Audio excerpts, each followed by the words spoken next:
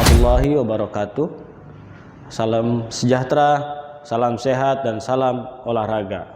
Anak-anak yang Bapak banggakan, hari ini kita ketemu lagi dengan materi permainan bola kecil yang mengarah kepada kompetensi dasar yang akan kita bahas kali ini, yaitu 3.2, memahami variasi dan kombinasi gerak spesifik dalam berbagai permainan bola kecil sederhana atau tradisional.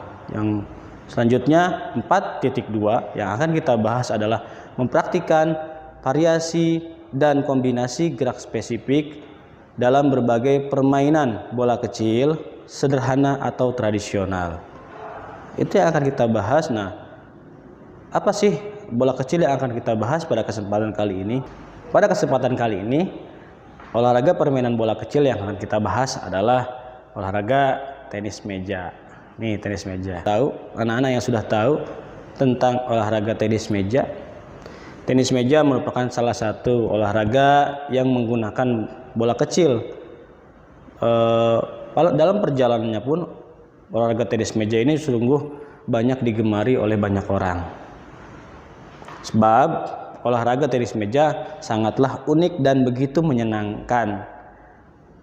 Nama lain di Indonesia, olahraga tenis meja sering dikaitkan dengan nama pingpong. Sebab apa?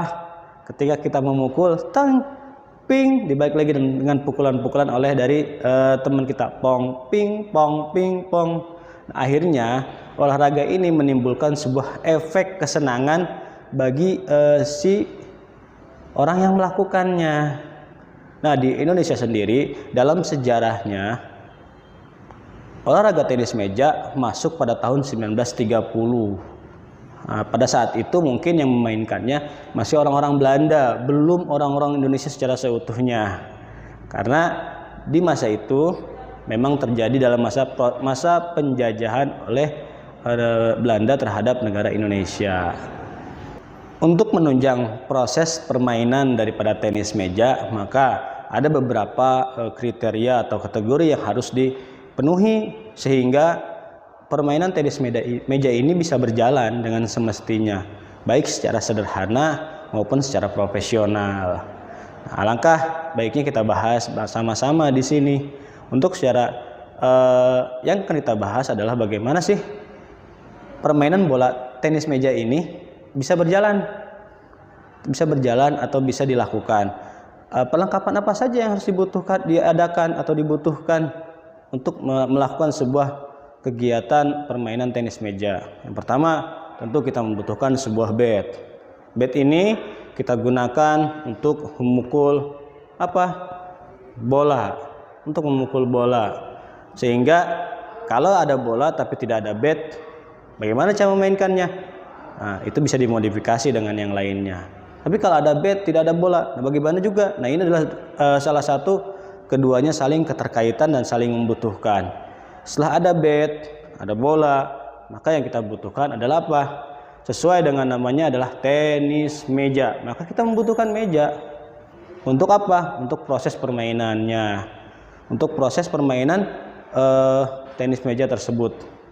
Nah, jadi ada meja yang ukurannya standar, ada juga meja yang harus kita modifikasi. Namun yang akan kita bahas adalah bagaimana meja yang ukuran standar untuk kegiatan tenis meja, yaitu harus memenuhi kategori. Yang pertama adalah panjangnya 274 cm, lebarnya 152,5 cm. Tingginya pun itu harus memenuhi standar atau kategori yang sudah ditentukan, yaitu sebanyak setinggi 76 cm. Pertama, perlengkapan yang dibutuhkan untuk tenis meja itu adalah bat, bola pingpong, dan meja untuk menunjang permainan si tenis meja tersebut.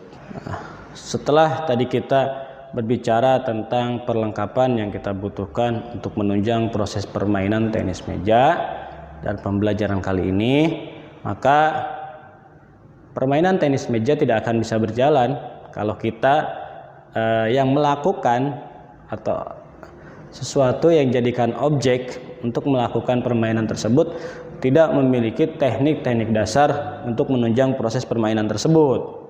Maka siang bat ini dan pingpong ini bisa digunakan kalau kita mampu melaksanakan teknik-teknik dasarnya. Yang pertama, teknik dasar yang harus kita kuasai adalah bagaimana, apa, dan seperti apa. Yang pertama adalah kita harus menguasai bagaimana cara memegang bat.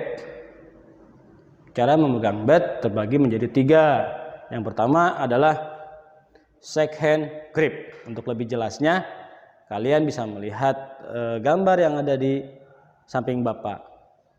Inilah cara menggunakan cara contoh pegangan memegang bat tenis meja dengan cara shake hand grip, atau dalam bahasa Indonesianya sering disebut juga dengan cara berjabat tangan. Yang kedua,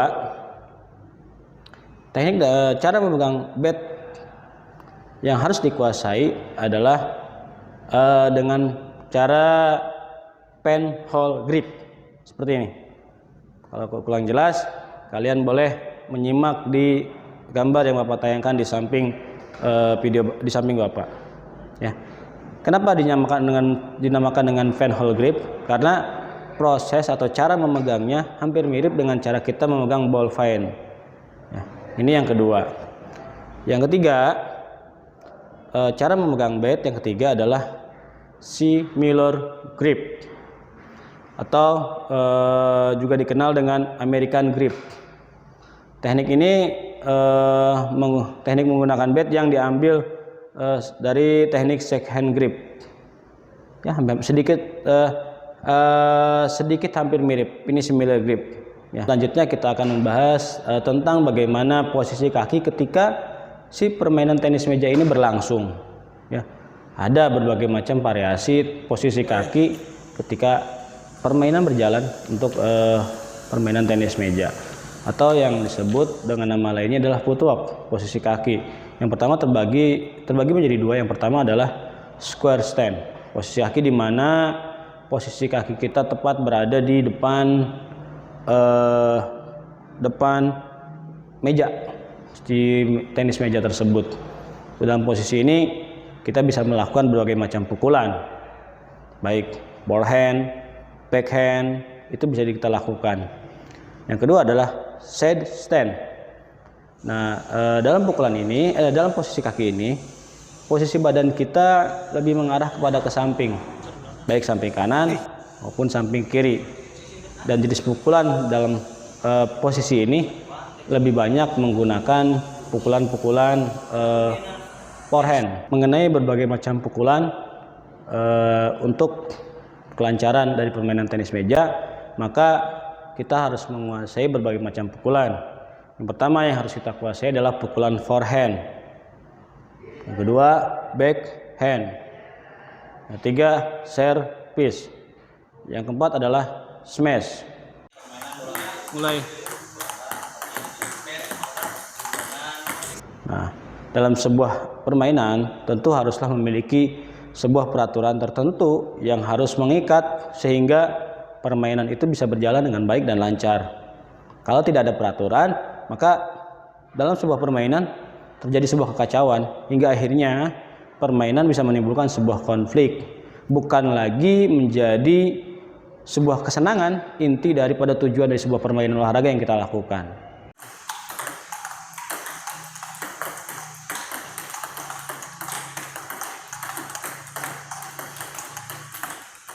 Cukup di sini pertemuan kita hari ini membahas mengenai permainan bola kecil yang lebih spesifik mengarah kepada tenis meja.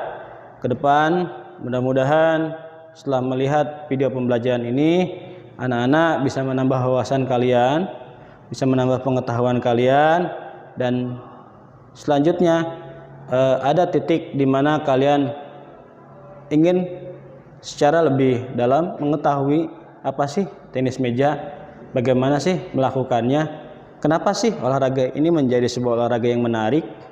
Tentu Bapak harapkan seperti itu sehingga menimbulkan sebuah respon yang baik terhadap diri kalian.